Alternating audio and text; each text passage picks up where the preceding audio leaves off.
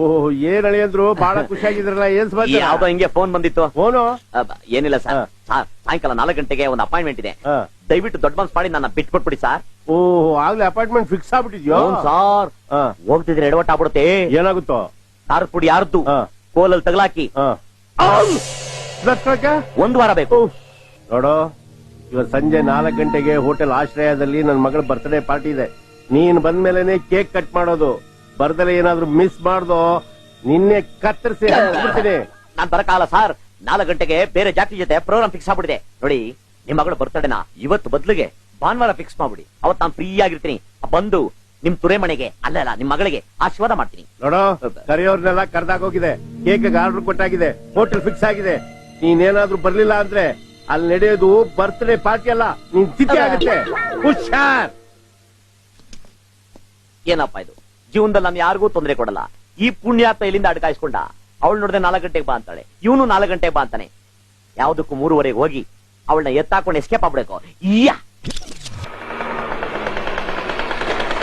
ಇನ್ನೂ ಬಂದಿಲ್ಲ ಅಂತ ಕಾಣಿಸುತ್ತೆ. ಹೇಗೆ ವ್ಯವಹಾರ ಆಗ್ಬಿಡ್ಬೇಕು. ಟೈಮ್ 3:15 ಆಯ್ತು.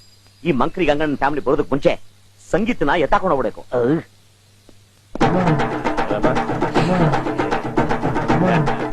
ಈಗ ಸರಿಯಾಗಿದೆ.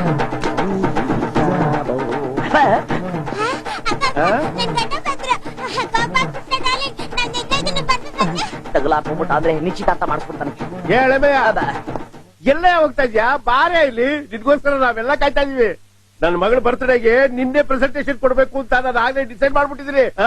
ಮಾಮ್ಸ್, ನಾನ್ ನಿನ್ನ ಫುಟ್ಪಾತ್ ಅಲ್ಲಿ ಮಾರೋ ಬೊಂಬೆ ಅನ್ಕೊಂಡ್ಬಿಟ್ಟಿದ್ಯಾ ನಿನ್ ಮಗಳಿಗೆ ಪ್ರೆಸೆಂಟೇಶನ್ ಕೊಡಕ್ಕೆ? 4 ಗಂಟೆಗೆ ಬಾ ಅಂದೆ, ಬಂದಿದ್ದಾಯ್ತು, ಹೋಗ್ತಾ ಇದೀನಿ. ಪೊಲೀಸ್ ಪೊಲೀಸ್ ಪೊಲೀಸು ಅರ್ದು ಬಿಡ್ತಾರೆ. ನಿಮ್ಗೆ ಕೋಪ ಇದ್ರೆ ನನ್ನ ಕಪಾಳ ಕೊಡ್ಬಿಡಿ, ಆದ್ರೆ ಪೊಲೀಸ್ ಅನ್ಬೇಡಿ. ನಾನು ಪೊಲೀಸ್ ಅಂತನಾದ್ರೂ ಕರಿತೀನಿ, ಇನ್ಸ್ಪೆಕ್ಟರ್ ಅಂತನಾದ್ರೂ ಕರಿತೀನಿ. ಅದ್ ಸರಿ, ನೀನ್ ಪೊಲೀಸ್ ಅಂದಿದ ತಕ್ಷಣ ಪತ್ರ ಕೊಟ್ಕೊಂಡು ಇಲ್ಲಿವರೆಗೂ ಯಾಕೆ ಬಂದೆ? ಅದು ಯಾಕಾದ್ರೂ ಮೈ ಡಿಯರ್ ತುರೇಮಣಿ, ಚಿಮ್, my dear sister, don't waste time. ಈ ಕೇಕ್ ನ ಸರಪರ ಅಂತ ಕುಯ್ದ್ಬಿಡು.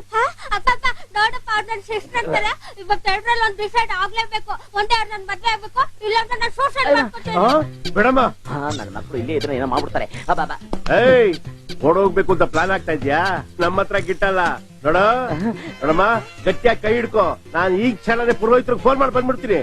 ಬಂದಿದ ತಕ್ಷಣನೇ ಈಗ್ಲೇ ಈ ಕ್ಷಣನೇ ನಿಮ್ಮಿಬ್ಬರಿಗೂ ಡೆಮ್ ಟಕ.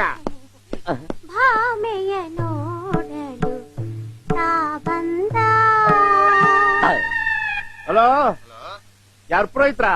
ನಾನ್ರಿ ಗಂಗಣ್ಣ ಮಾತಾಡೋದು. ನನ್ ಮಗಳ ಮದ್ವೆನ ಇವತ್ತೇ ಫಿಕ್ಸ್ ಮಾಡ್ಬಿಟ್ಟಿದ್ದೀನಿ.